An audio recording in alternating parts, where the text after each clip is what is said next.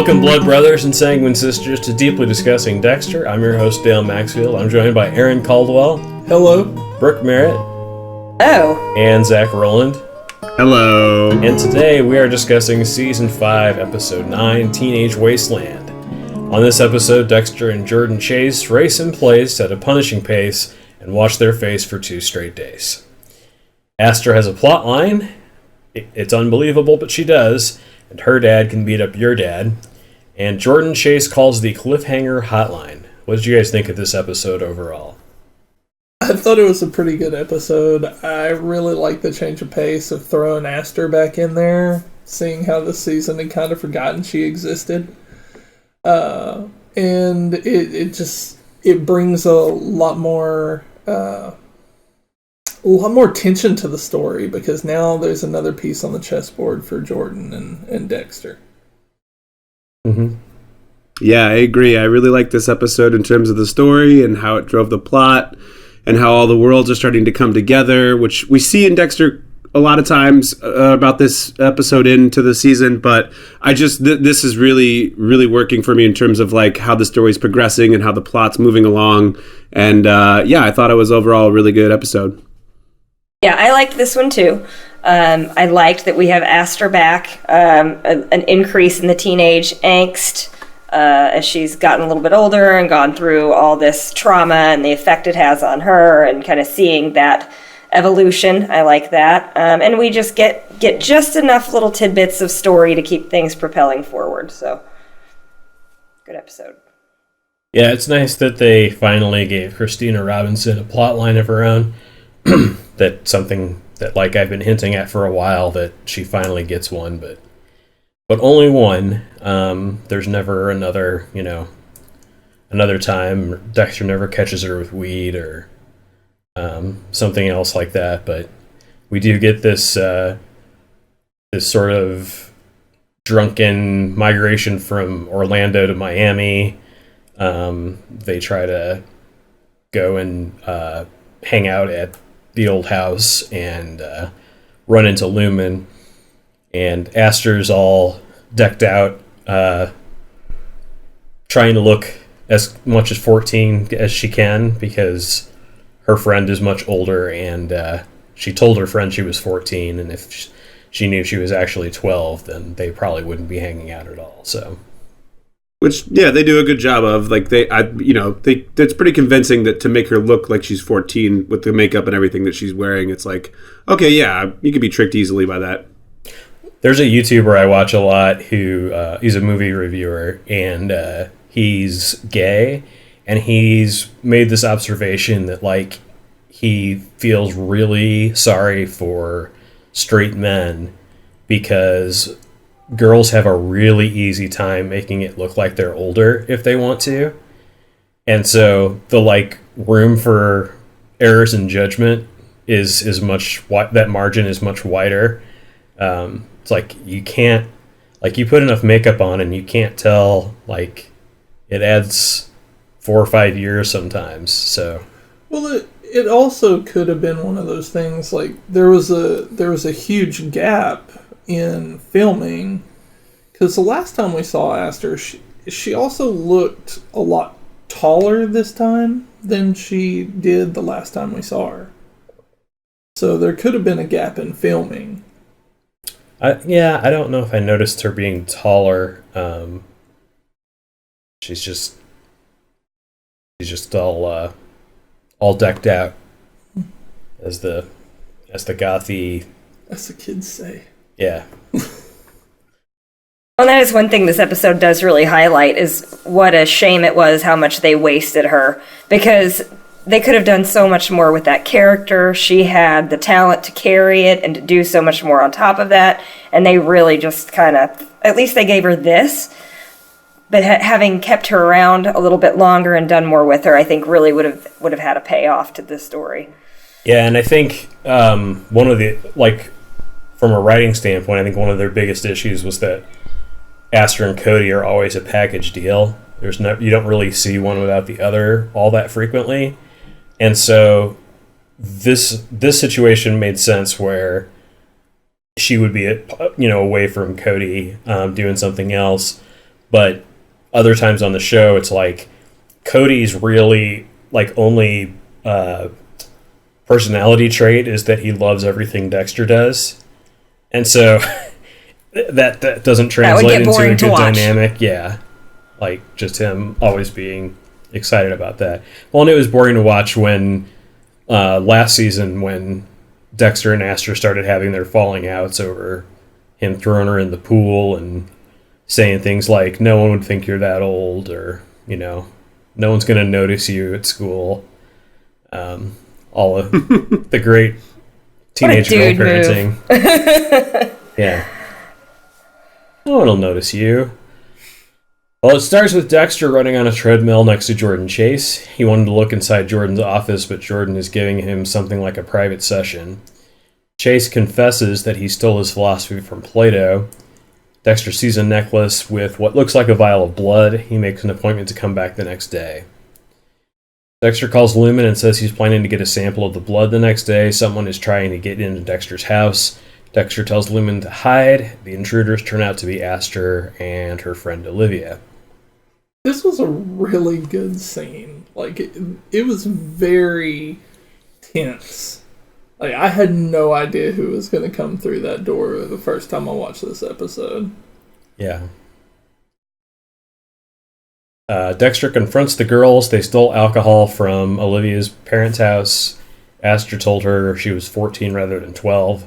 They took a bus to get to Miami and a taxi to the house. The girls are drunk. Lumen helps them get to bed.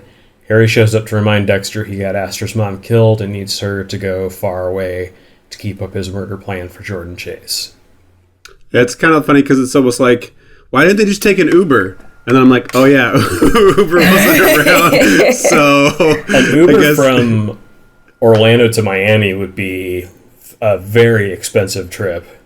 Oh no, I get that. So I was in an Uber the other night, and a guy told me that he took a fare from Los Angeles to just west of Portland, Oregon. Oh my god! Oh wow! Yeah. Seriously, he was like, yeah, he's like, he was like, I really didn't have anything else to do, and the person was willing to pay for it. It was like, it was a $2,500 trip total, and like that's like 16 hours. Fly, yeah, buy a plane ticket. So they drove and took a couple of stops along the way, and then the driver stayed the night at this person because the guy who was going to see his father. His father was dying, and so like he had to get up there or whatever, and he just chose to take an Uber. It's crazy. And so then like the driver stayed the night at a stranger's house, and then the next day brought him back to Los Angeles, and it was like, this is the kind of thing. Yeah, wow, that's the kind of thing that like somebody would write into a movie, and no one would believe that could actually happen. Yeah. Like, right, that's an entire script right there. No one would do that. I was just like, seriously, dude? And he's like, yeah, they wouldn't pay me the money. Uber had to call me and ask me if it was for real, or they like thought there was a glitch in the system. And he was like, so he ended up getting like $2,100 out of the 25 because Uber has to take their cut or whatever. Yeah. But that was insane. I was like, that's yeah. Yeah, I thought it was insane on The Good Doctor when they made their Uber driver take them to like 10 different stops, and then they ended up driving to someplace really far away to try and track somebody down. But Los Angeles to Oregon, that's mental. Like, that's hard to even do in a day. Yeah, I know. So I was like, man, how many times did you stop? He's like, oh, a couple of times. Jesus. Crazy. And then after no sleep, having to drive all the way back because there's no way you're sleeping in a stranger's house. Like, you're just laying there. He said he slept fine. I mean, he was like such a chill dude. He was like an older Hispanic guy. Have to be. I mean, seriously, it was unbelievable. Yeah. Seriously, somebody needs to write that script. If it's my time to go, it's my time. Do you want to end up a head on someone's wall? Because this is how you end up as a head on someone's wall. Deb is worried about getting her job back. Quinn says not to worry about it, that everything will be fine. He calls himself her boyfriend. Deb gives him shit about it and leaves. Liddy calls to tell Quinn about the pictures of Dexter and Lumen dumping the body. Liddy pretends to shoot a kid with his finger gun for no reason. I mean, like, Do you remember what I'm talking about? he's such a dick. He gets off he's on like a payphone inside of like a bodega or something, like a convenience store, and he gets off the phone and this kid's like been watching him the whole time, and he just like points his finger like it's a gun and goes. The kid like runs away. He's just a creepy old guy. It's just...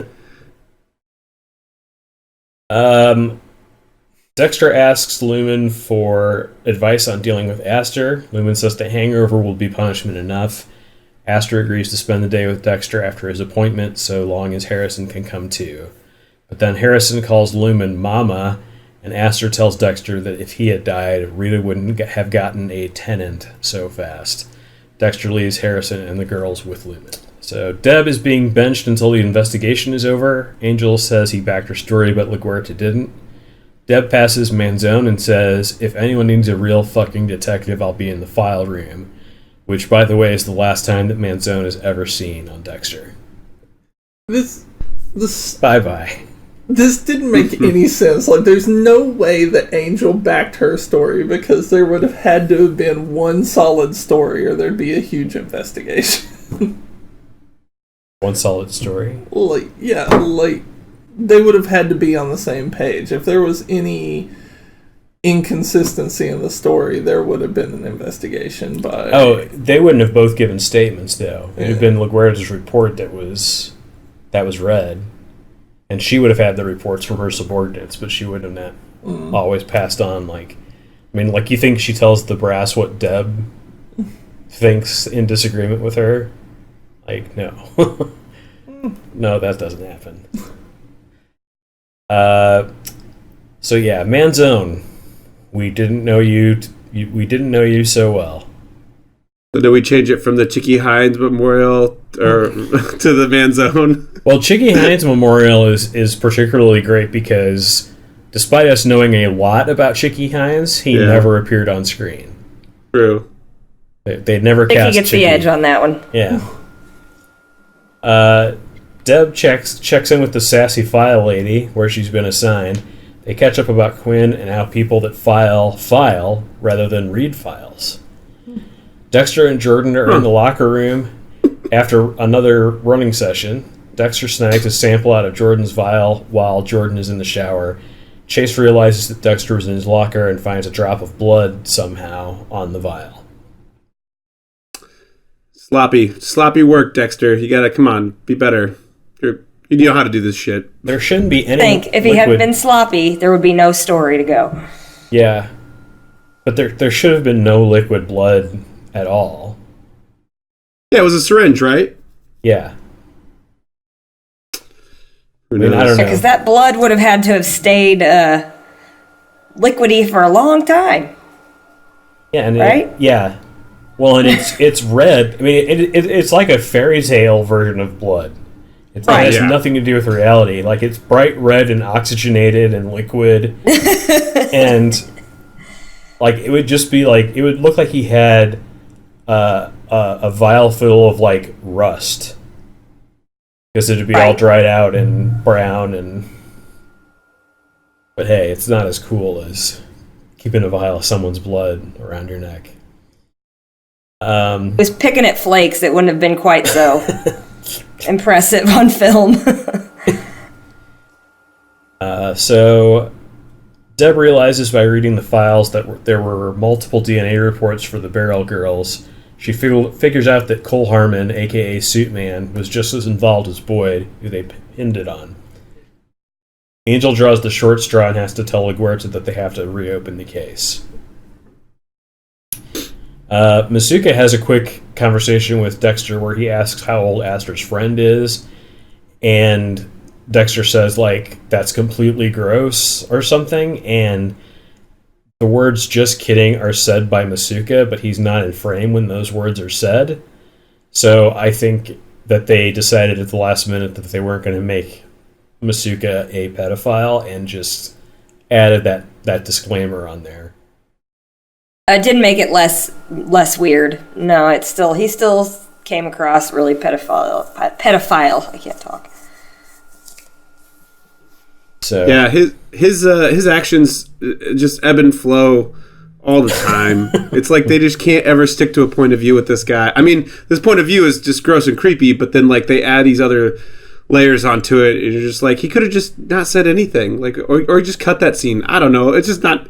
It's yeah. Yeah, and they forget the whole. Well, they needed something for C.S. Lee to do in this episode. I mean, they're paying him for the season, so.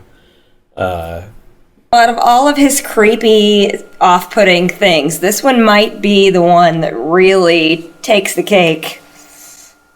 Yeah, but he said just kidding, sort of. Yeah. Yeah, that made it all okay. Well, pedophile jokes, funny. He said some really horrific shit and not said just kidding afterwards. So I feel like that. Yeah, but was it about a 12-year? She wasn't 12. Yeah, 12-year-old girl's friends. Yeah, well. And he did ask how old. Yeah. Like what a gentleman. But he knows how old Aster is. She could have like devil's advocate over there. She could have tricked a 18-year-old into hanging out with her. I don't know. Zach is accusing me of playing devil's advocate. I mean, you don't need for excuses. We all know what we heard. Dude. Right? He was trying to make none friends. of you would have had that thought. None of you would have been like, oh, how old's this 12-year-old's friend? No. I don't think you guys would. I hope not. Masuka was just trying to make friends, and I like on this show when there's friendship going on. So don't you steal my bit. When have Zach and Dale had a invasion of the body snatchers or Freaky Friday moment happen? I have no idea what you're talking about.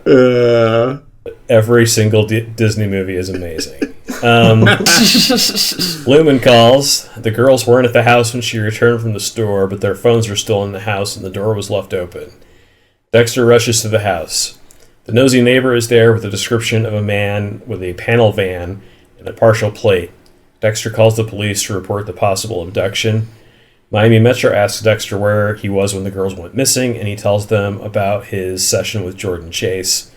Deb slips to LaGuerta about the Barrel Girls case maybe not being closed. They catch the suspect with the van, but it turns out to be Aster's friend Olivia's mom's boyfriend. Which makes You follow that? Nothing at all.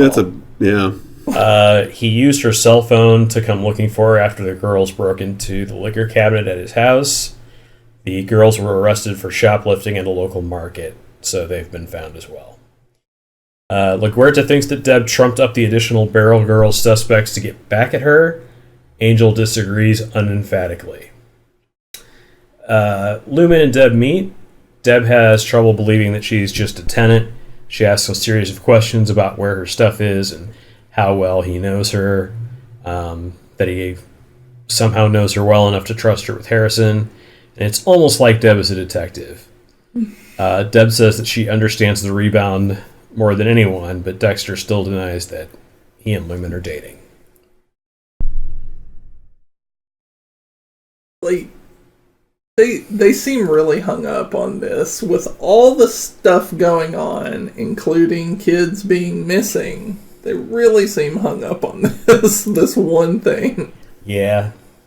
Well, if Cody was there, we know what he would say to Dexter, especially. That he ruined everything. No, it's all your fault. All your fault. Gosh, Dale, you do it the best. I was hoping you'd nail it. I knew where you were going with it. Season 1, Cody. Disappointed that wasn't picked up. It's all your fault. There it is. Yeah, I guess I have to specify if it's season 1 Cody or not, because that makes a big difference. True. So yeah. Dexter confronts Aster. It doesn't go well. Luma is talking to Olivia and sees bruises on her belly. Lumen tells Dexter and Aster. It turns out that the mom's boyfriend has been abusing Olivia. Aster brought them there to get away from him. Deb goes to confront LaGuerta after Angel says the case isn't going to be reopened. Deb appeals to LaGuerta's conscience and convinces her to reopen the case. LaGuerta reveals that she's suspended Quinn to protect Dexter. I gotta say, LaGuerta's just all over the map this season. I mean, just everything with the undercover sting stuff and the backing up Baptista and then the case stuff. I mean, it's just like usually I feel like we get somewhat of a consistency with her. Like she has a solid through line or point of view, but this one is just like back and forth, One of the things that I think is hilarious is that they spend so much time on the drama and conflict between Angel and LaGuerta, before they're married, while they're married, all of that stuff. And we find out through dialogue that Angel is now sleeping on the couch, and they didn't decide to write a scene about how that came to be, what their argument really is. So it's really odd to me that they always have LaGuerta and Angel arguing at the office, nowhere else. There's no other aspects of their relationship that are ever shown. It's just what their work life is like. Yeah, it's almost a little too jarring sometimes because you're like, it's a lot because they have to spend so much time together constantly. It was almost nice to see when Bautista would go out and have drinks with his buddies, but then of course that's what got him in trouble in the first place. Yeah. But yeah, it's just they're constantly, they can't develop as people or characters because they're constantly going at it with one another at work, and we never see anything else outside of it. Well, in the earlier seasons, LaGuerta didn't show up near as much. She would be in the background or something. She'd pop up and say something here and there, but mostly when something would happen, Angel was the character that would go and talk to the higher-ups about what was going on. And now everybody just goes straight to LaGuerta. It's almost like this storyline is trying to keep Angel in the loop. It's like they have nothing for him, so he's just LaGuerta's husband. That really is true, because he has nothing else going on. Yeah, because earlier in the episode, they were like, oh, I'm going to tell him, I'll tell her about the Barrel Girl case being open. And then Deb does that anyway. Yeah. So, yeah. It's weird. They're just trying to give him something to do. Well, and that's my point, is that they're trying to give him something to do, but they're missing the obvious. Why can't we see the argument that ends with Angel sleeping on the couch? And come back to that a couple of times. We're like, oh, it's a week later and he's still doing that.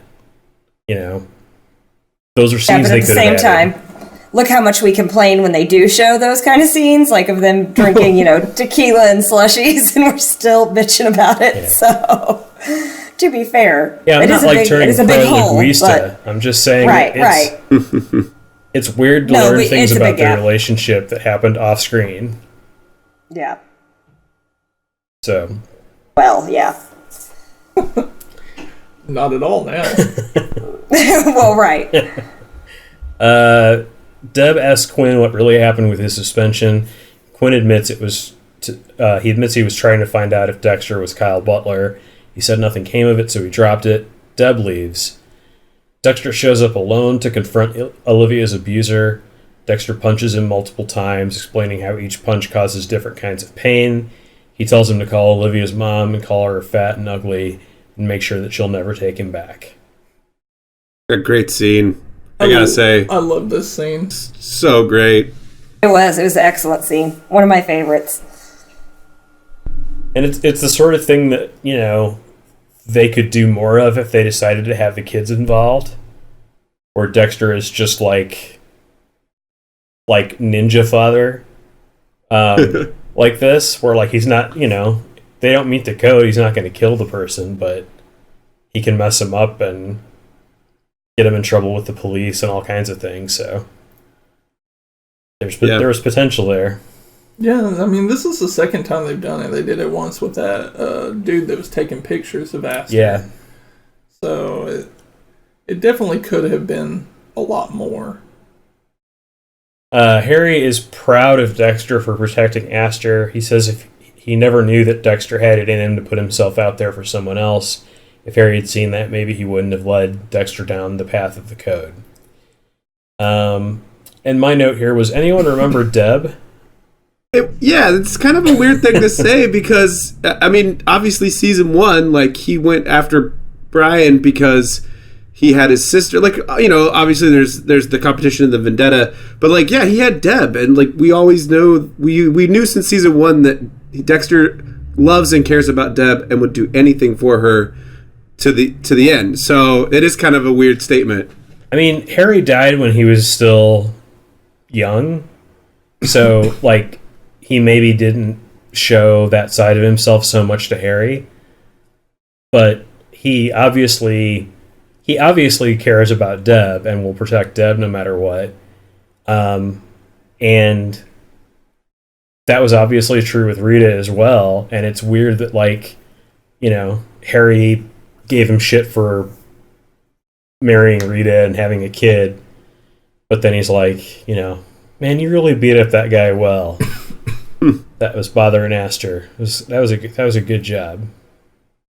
It's also weird because Harry is, you know, depending on how you choose to look at it, Harry is Dexter's conscience. He's part of Dexter's mind. And so it's weird for the part of Dexter's mind that always puts him on guilt trips and always reminds him about the code to suddenly, like, be proud of him for basically committing a crime. Like, he committed assault instead of murder to help someone he cared about. And the proudness, the pride is about him caring about Aster enough to do that. Like, man, Dexter will kick somebody's ass for less than that. Like, ask Dokes. Oh, wait. Nope, can't ask him. Lamp geek my ass. Oh, Dokes. Quinn finds Liddy in Quinn's apartment. Liddy shows Quinn the pictures of Dexter and Lumen. Quinn gives Liddy some more money and tells him to back off the case. Liddy isn't going to. Quinn gets him into a stranglehold and tells him to stay away from him and Deb. And Liddy winks and nods and leaves. No finger guns? No finger gunning. That's too dangerous with Quinn. True. You get pull one on him. You get into a finger shootout with Quinn. Oh, reopening of the barrel case leads LaGuerta to go and talk to Angel again and ask if that has improved their situation, and he says, we still have a long way to go between the couch and the bedroom, Maria. Passive-aggressive Batista. Like, poor guy. We always wanted him to stick up for himself, but not like this. Not like this. Dude, not like this. Quinn tries to apologize to Deb, but Deb says he was fucking her and spreading shit about Dexter behind her back. He leaves, defeated. Dexter drops Olivia off at her house in Orlando. She and Dexter, she tells Dexter and Aster that the boyfriend told her mom she has a fat ass and won't be back. She thanks Dexter and Aster. Dexter keeps Aster's lost weekend a secret from her grandparents. He gives her a similar speech of being proud of her for putting herself out there for a friend in the same way that Harry did to him. Aster says that she needs to know if Lumen is Dexter's girlfriend. He tells her that Lumen needs help getting through something too and is not his girlfriend. I mean, he's not lying to her the whole episode. She keeps thinking it, and it's like, there's, you know, of course there's always foreshadowing and stuff, but there's really nothing that signifies the fact. It's weird, but there's nothing there, you know? Well, I'll go as far as to say that if you are captured and held and gang raped, and you're hanging out with a guy who is helping you get revenge on the people that did that to you, there's really no way that that's going to turn into a romantic relationship, a sexual relationship. That just doesn't make any sense. Nope, it doesn't. Exactly what I was thinking. Yeah, I was like, that's, yeah. He can't tell them that. He can't say, like, yeah, she spent like a week getting raped by a bunch of guys, and so she's not getting together with anyone right now. and as a teenager, you're not going to believe him. I mean, to a teenager, that's a completely foreign concept, really, to have that kind of a situation. I mean, even as an adult, it would seem suspicious. You've got this woman living in your house, which is why Deb is suspicious. And then for a kid her age, she's really not going to believe him that there's nothing to it.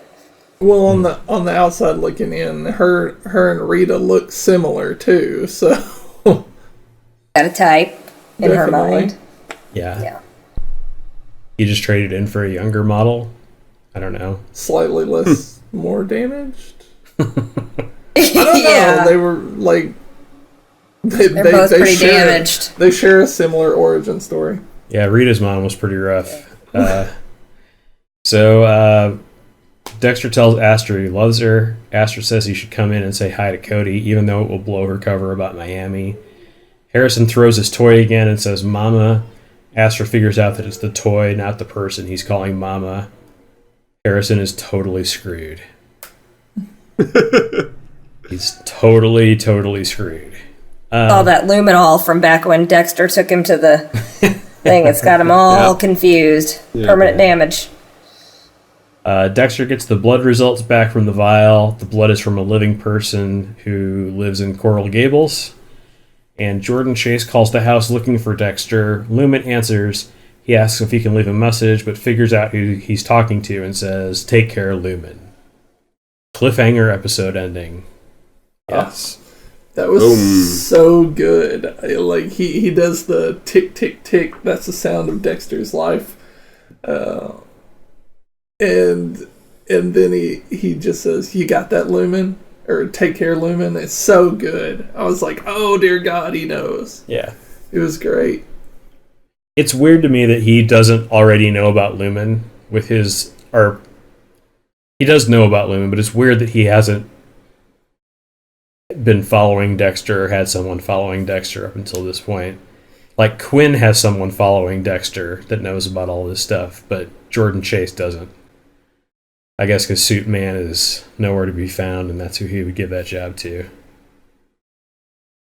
Yeah. He needs a new Suit Man.